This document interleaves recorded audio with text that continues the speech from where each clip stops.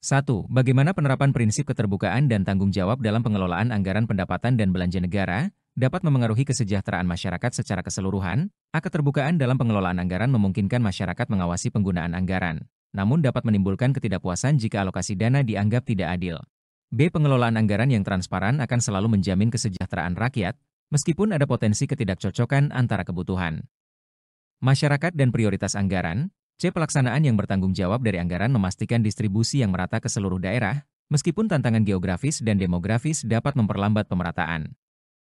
D. Keterbukaan anggaran meminimalkan penyalahgunaan dana, tetapi implementasinya seringkali terhambat oleh kurangnya akses informasi yang memadai di kalangan masyarakat. E. Pengelolaan anggaran yang transparan dan bertanggung jawab meningkatkan kepercayaan publik terhadap pemerintah, namun tidak menjamin otomatisasi dalam peningkatan kemakmuran rakyat tanpa strategi ekonomi yang tepat.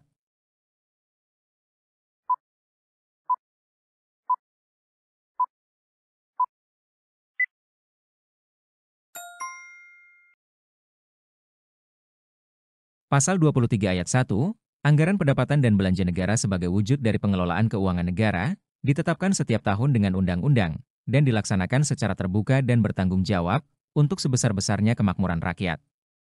Jawaban yang paling tepat adalah E. Pengelolaan anggaran yang transparan dan bertanggung jawab meningkatkan kepercayaan publik terhadap pemerintah, namun tidak menjamin otomatisasi dalam peningkatan kemakmuran rakyat tanpa strategi ekonomi yang tepat. Pernyataan ini mencerminkan bahwa meskipun keterbukaan dan tanggung jawab dalam pengelolaan anggaran sangat penting untuk membangun kepercayaan publik, hal tersebut saja tidak cukup untuk menjamin kesejahteraan masyarakat. Diperlukan juga strategi ekonomi yang efektif dan relevan untuk benar-benar meningkatkan kemakmuran rakyat.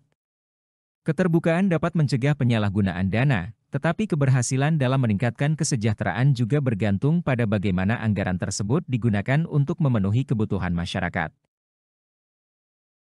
2. Rancangan Undang-Undang Anggaran Pendapatan dan Belanja Negara, diajukan oleh Presiden untuk dibahas bersama Dewan Perwakilan Rakyat, dengan memperhatikan pertimbangan Dewan Perwakilan Daerah. Dalam proses ini, bagaimana peran Dewan Perwakilan Daerah dalam memberikan pertimbangan terhadap APBN, dapat memperkuat keseimbangan fiskal antar daerah. A. Dewan Perwakilan Daerah memberikan rekomendasi yang wajib diikuti oleh Dewan Perwakilan Rakyat, sehingga semua daerah menerima alokasi anggaran yang sama besar. B. Pertimbangan Dewan Perwakilan Daerah mendorong Dewan Perwakilan Rakyat untuk mempertimbangkan kebutuhan khusus daerah, namun tidak semua usulan diterima dalam keputusan akhir. C. Peran Dewan Perwakilan Daerah dalam memberikan pertimbangan, menciptakan sistem anggaran yang lebih terpusat untuk memastikan efisiensi pengelolaan sumber daya nasional. D. Keterlibatan Dewan Perwakilan Daerah, menjamin seluruh daerah mendapat proporsi anggaran yang sesuai dengan kontribusi ekonominya terhadap pendapatan negara. E. Rekomendasi dari Dewan Perwakilan Daerah, memperkuat pengawasan Dewan Perwakilan Rakyat terhadap Presiden dalam alokasi anggaran, meskipun pengaruh DPD dalam keputusan akhir sangat terbatas.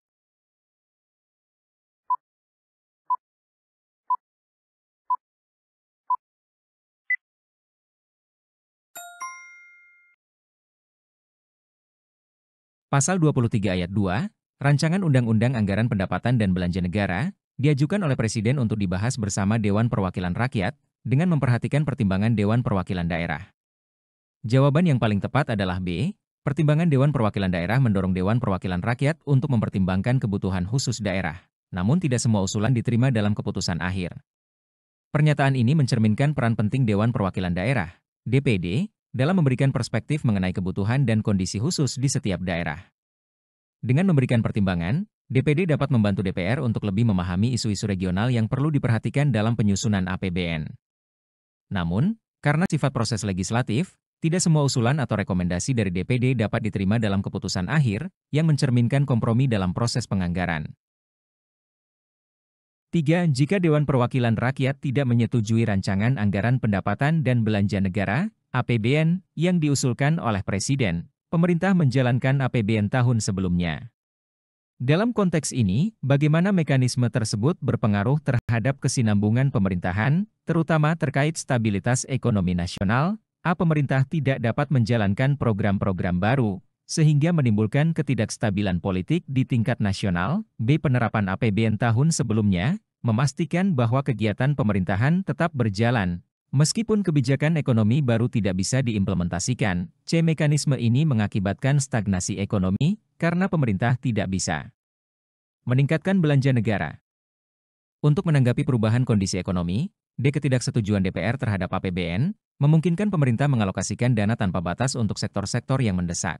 E. APBN tahun sebelumnya diterapkan untuk menjaga inflasi tetap rendah dan stabil, meskipun pemerintah terhambat dalam respons dinamika ekonomi global.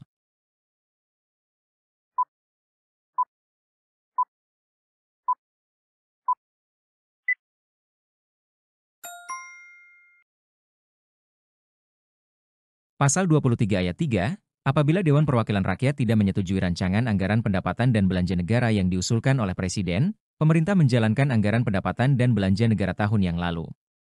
Jawaban yang paling tepat adalah B. Penerapan APBN tahun sebelumnya memastikan bahwa kegiatan pemerintahan tetap berjalan, meskipun kebijakan ekonomi baru tidak bisa diimplementasikan. Pernyataan ini mencerminkan bahwa meskipun tidak ada persetujuan untuk APBN baru, penggunaan APBN tahun sebelumnya memungkinkan pemerintah untuk tetap menjalankan fungsi-fungsinya dan menjaga kesinambungan pemerintahan. Hal ini penting untuk memastikan bahwa layanan publik dan kegiatan pemerintahan tidak terhenti.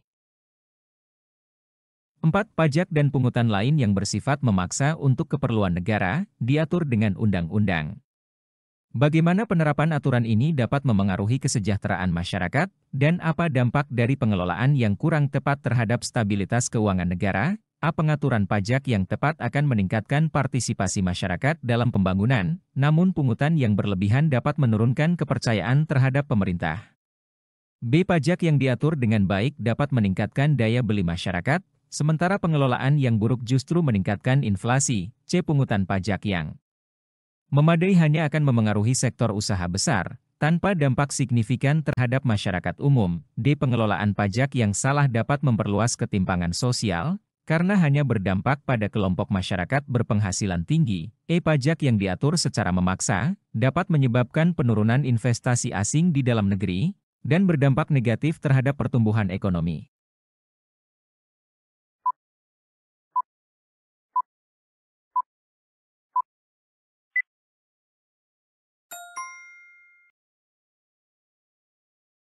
Pasal 23A, pajak dan pungutan lain yang bersifat memaksa untuk keperluan negara diatur dengan undang-undang. Jawaban yang paling tepat adalah A. Pengaturan pajak yang tepat akan meningkatkan partisipasi masyarakat dalam pembangunan, namun pungutan yang berlebihan dapat menurunkan kepercayaan terhadap pemerintah. Pernyataan ini mencerminkan bagaimana pajak yang dikelola dengan baik dapat meningkatkan partisipasi masyarakat dalam program pembangunan dan memberikan manfaat langsung bagi kesejahteraan mereka. Namun, jika pungutan terlalu tinggi atau tidak adil, ini dapat mengurangi kepercayaan masyarakat terhadap pemerintah dan menghambat partisipasi. 5. Dalam konteks kebijakan moneter, bagaimana pengaturan jenis dan nilai mata uang oleh pemerintah dapat memengaruhi stabilitas ekonomi nasional, dan langkah apa yang dapat diambil untuk menghindari dampak negatif dari inflasi yang tinggi? A. Penetapan mata uang yang kuat oleh undang-undang akan meningkatkan ekspor negara, meskipun harga barang domestik bisa menjadi lebih mahal bagi masyarakat. B. Mengendalikan harga mata uang melalui undang-undang dapat menjaga inflasi tetap rendah, namun kebijakan ini dapat mengurangi kompetisi di pasar internasional. C. Penetapan nilai mata uang yang tidak sesuai dengan kondisi pasar akan menyebabkan tingginya tingkat inflasi dan penurunan daya beli masyarakat.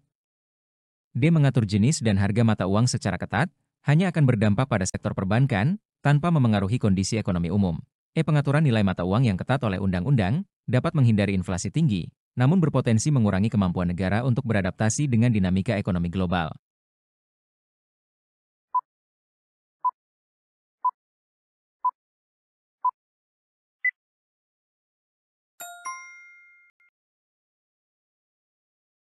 Pasal 23B, macam dan harga mata uang ditetapkan dengan undang-undang. Dalam konteks kebijakan moneter, jawaban yang paling tepat adalah C. Penetapan nilai mata uang yang tidak sesuai dengan kondisi pasar akan menyebabkan tingginya tingkat inflasi dan penurunan daya beli masyarakat. Pernyataan ini mencerminkan bagaimana intervensi yang tidak sesuai dalam pengaturan nilai mata uang dapat mengakibatkan inflasi tinggi yang pada gilirannya mengurangi daya beli masyarakat. 6. Mengingat peran bank sentral dalam perekonomian, bagaimana independensi bank sentral dalam menentukan kebijakan moneter dapat memengaruhi stabilitas ekonomi? Dan apakah ada risiko jika bank sentral terlalu dipengaruhi oleh pemerintah? A. Independensi bank sentral memungkinkan fleksibilitas penuh dalam menetapkan suku bunga, yang dapat meningkatkan pertumbuhan ekonomi, tetapi juga dapat menciptakan ketidakseimbangan fiskal. B. Jika bank sentral terlalu independen, hal itu dapat menyebabkan kurangnya koordinasi dengan kebijakan fiskal pemerintah, sehingga sulit mencapai stabilitas ekonomi. C. Independensi Bank Sentral membantu menjaga inflasi tetap rendah dan terkendali, meskipun terkadang mengorbankan pertumbuhan ekonomi dalam jangka pendek. D. Bank sentral yang terlalu bergantung pada kebijakan pemerintah akan memastikan sinkronisasi antara kebijakan moneter dan fiskal, sehingga menghilangkan risiko ketidakstabilan ekonomi. E. Pengaturan bank sentral yang independen sepenuhnya dapat meningkatkan nilai mata uang, tetapi akan mengurangi kemampuan negara untuk mengambil kebijakan darurat saat terjadi krisis ekonomi.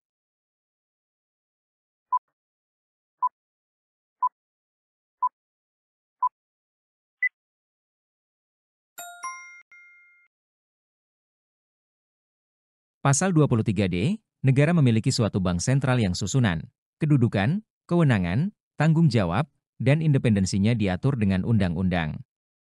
Jawaban C adalah yang paling tepat. Independensi bank sentral memang membantu menjaga inflasi tetap rendah dan terkendali, meskipun kadang mengorbankan pertumbuhan ekonomi dalam jangka pendek. Dengan fokus pada stabilitas harga, bank sentral dapat mengambil keputusan yang tidak terpengaruh oleh tekanan politik, meskipun hal ini bisa berarti bahwa pertumbuhan ekonomi mungkin terhambat dalam jangka pendek. Ini adalah trade-off yang sering dihadapi dalam kebijakan moneter.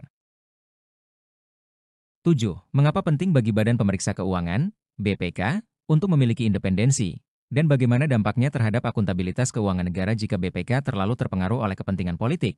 A. Independensi BPK memastikan bahwa laporan keuangan negara dapat diperiksa secara objektif dan transparan, sehingga meningkatkan kepercayaan publik terhadap pemerintahan. B. Jika BPK terlalu independen, hasil auditnya tidak dapat dijadikan landasan untuk pengambilan keputusan kebijakan fiskal oleh pemerintah. C. Tanpa independensi, BPK dapat menghindari pengungkapan temuan audit yang merugikan pemerintah, sehingga mengurangi transparansi dan akuntabilitas. D. Pengaruh politik terhadap BPK akan meningkatkan efisiensi audit, karena BPK dapat lebih cepat menyelesaikan pemeriksaan yang sesuai dengan prioritas pemerintah. E. Independensi BPK tidak begitu penting, karena hasil audit tetap dapat dikendalikan oleh pihak eksekutif untuk mencegah konflik politik.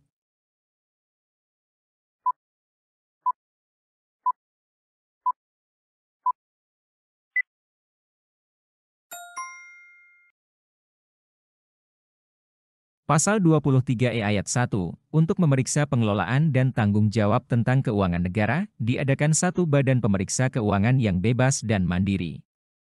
Jawaban yang paling tepat adalah A. Independensi BPK memastikan bahwa laporan keuangan negara dapat diperiksa secara objektif dan transparan, sehingga meningkatkan kepercayaan publik terhadap pemerintahan. Pernyataan ini menekankan pentingnya independensi BPK dalam memastikan bahwa audit dilakukan dengan objektivitas dan transparansi. Jika BPK independen, maka laporan dan temuan auditnya dapat diandalkan, yang pada gilirannya meningkatkan kepercayaan publik terhadap pengelolaan keuangan negara dan pemerintah secara keseluruhan. 8. Dalam konteks pengawasan keuangan negara, bagaimana mekanisme penyerahan hasil audit dari Badan Pemeriksa Keuangan, BPK, kepada lembaga perwakilan tersebut dapat meningkatkan efektivitas fungsi pengawasan legislatif? A. Penyerahan hasil audit kepada Dewan Perwakilan mengharuskan mereka melakukan investigasi mandiri, yang meningkatkan independensi dalam pengawasan. B. Jika hasil pemeriksaan BPK tidak digunakan oleh Dewan, akan terjadi peningkatan anggaran karena tidak ada penyesuaian. Kebijakan fiskal berdasarkan temuan, C. Lembaga perwakilan dapat menggunakan hasil audit untuk meningkatkan efisiensi pengelolaan anggaran dan mengambil tindakan hukum terhadap pelanggaran, sehingga memperkuat akuntabilitas publik. D. Hasil audit yang tidak diikuti dengan tindakan oleh lembaga perwakilan hanya berdampak kecil, karena peran utama pengawasan berada pada eksekutif. E. Fungsi pengawasan tidak dipengaruhi oleh laporan BPK, karena peran utama legislatif adalah membuat undang-undang, bukan melakukan audit keuangan.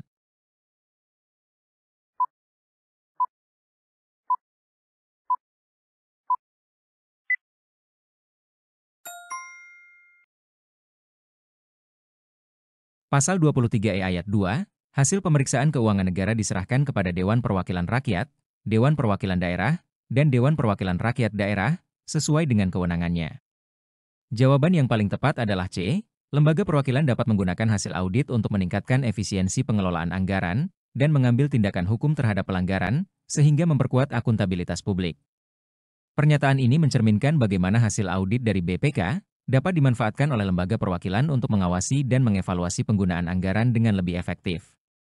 Dengan menggunakan temuan audit untuk meningkatkan efisiensi dan akuntabilitas, Lembaga perwakilan dapat memastikan bahwa penggunaan anggaran negara berjalan sesuai dengan tujuan yang ditetapkan dan ada tanggung jawab terhadap pelanggaran yang ditemukan. Ini memperkuat fungsi pengawasan legislatif secara keseluruhan. 9. Bagaimana proses tindak lanjut hasil pemeriksaan Badan Pemeriksa Keuangan, BPK, dapat mempengaruhi transparansi dan akuntabilitas dalam pengelolaan keuangan negara? A. Tindak lanjut hasil pemeriksaan hanya berfungsi sebagai rekomendasi, sehingga tidak ada konsekuensi hukum apabila lembaga tidak merespon. B. Transparansi dan akuntabilitas akan meningkat jika hasil pemeriksaan ditindaklanjuti, karena lembaga perwakilan dapat memastikan adanya koreksi terhadap pelanggaran yang ditemukan. C. Lembaga perwakilan tidak memiliki kewenangan untuk menindaklanjuti hasil pemeriksaan BPK, sehingga tindak lanjut sepenuhnya diserahkan kepada badan eksekutif. D. Jika hasil pemeriksaan tidak ditindaklanjuti, anggaran negara tidak akan mengalami perubahan, tetapi reputasi lembaga perwakilan dapat terpengaruh. E. Tindak lanjut hasil pemeriksaan hanya bersifat administratif, dan tidak mempengaruhi pengelolaan anggaran secara langsung.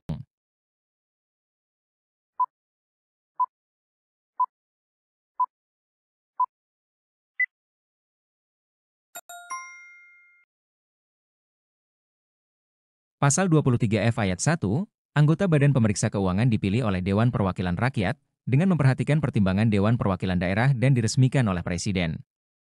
Jawaban yang paling tepat adalah B. Transparansi dan akuntabilitas akan meningkat jika hasil pemeriksaan ditindaklanjuti, karena lembaga perwakilan dapat memastikan adanya koreksi terhadap pelanggaran yang ditemukan. Pernyataan ini menunjukkan bahwa tindak lanjut hasil pemeriksaan BPK yang dilakukan oleh lembaga perwakilan sangat penting untuk meningkatkan transparansi dan akuntabilitas dalam pengelolaan keuangan negara. Dengan memastikan bahwa rekomendasi hasil pemeriksaan diimplementasikan, lembaga perwakilan dapat menegakkan prinsip akuntabilitas dan mengoreksi pelanggaran, sehingga meningkatkan kepercayaan publik terhadap pengelolaan keuangan negara. 10. Bagaimana mekanisme pemilihan pimpinan BPK dapat memengaruhi independensi dan efektivitas lembaga dalam melakukan pengawasan keuangan negara? A. Pemilihan pimpinan BPK oleh anggota dapat memperkuat independensi lembaga, karena pimpinan akan lebih bertanggung jawab kepada anggota dan bukan kepada pihak luar. B. Pimpinan yang dipilih oleh anggota cenderung akan berfokus pada kepentingan anggota, sehingga dapat mengurangi objektivitas dalam pengawasan keuangan. C. Dengan memilih pimpinan dari dalam anggota, BPK dapat lebih efektif dalam pengawasan karena pimpinan sudah memahami seluk-beluk lembaga. D. Mekanisme pemilihan pimpinan yang dilakukan oleh anggota tidak memiliki dampak signifikan terhadap efektivitas BPK, karena yang terpenting adalah kualitas anggota itu sendiri. E. Pemilihan pimpinan oleh anggota dapat menciptakan konflik kepentingan, namun juga dapat meningkatkan solidaritas dan kerjasama antar anggota dalam melaksanakan tugas.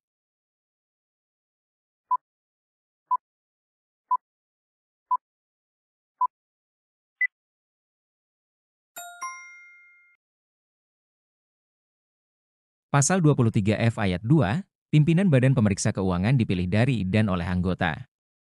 Jawaban yang paling tepat adalah B. Pimpinan yang dipilih oleh anggota cenderung akan berfokus pada kepentingan anggota, sehingga dapat mengurangi objektivitas dalam pengawasan keuangan. Pernyataan ini menunjukkan risiko yang muncul ketika pimpinan BPK dipilih oleh anggota. Fokus pada kepentingan anggota dapat mengganggu independensi dan objektivitas lembaga dalam melakukan pengawasan keuangan negara yang seharusnya bersifat netral dan berorientasi pada kepentingan publik. 11. Apa dampak dari penempatan Badan Pemeriksa Keuangan, BPK, di ibu kota negara dan adanya perwakilan di setiap provinsi terhadap transparansi dan akuntabilitas pengelolaan keuangan negara? A. Penempatan BPK di ibu kota negara meningkatkan aksesibilitas publik untuk mengawasi kinerja BPK dan mendorong transparansi pengelolaan keuangan. B. Dengan adanya perwakilan di setiap provinsi, BPK dapat lebih responsif terhadap kebutuhan daerah, namun bisa saja mengurangi pengawasan di tingkat pusat. C. Lokasi BPK di ibu kota negara memudahkan koordinasi dengan lembaga pemerintah lainnya, tetapi bisa menjadikan BPK kurang peka terhadap masalah di daerah. D. Pengawasan keuangan negara menjadi lebih efektif dengan perwakilan di setiap provinsi, meskipun biaya operasional BPK mungkin meningkat akibat penambahan perwakilan. E. Kedudukan BPK di ibu kota negara tidak berpengaruh signifikan terhadap transparansi, karena akuntabilitas lebih ditentukan oleh regulasi yang ada.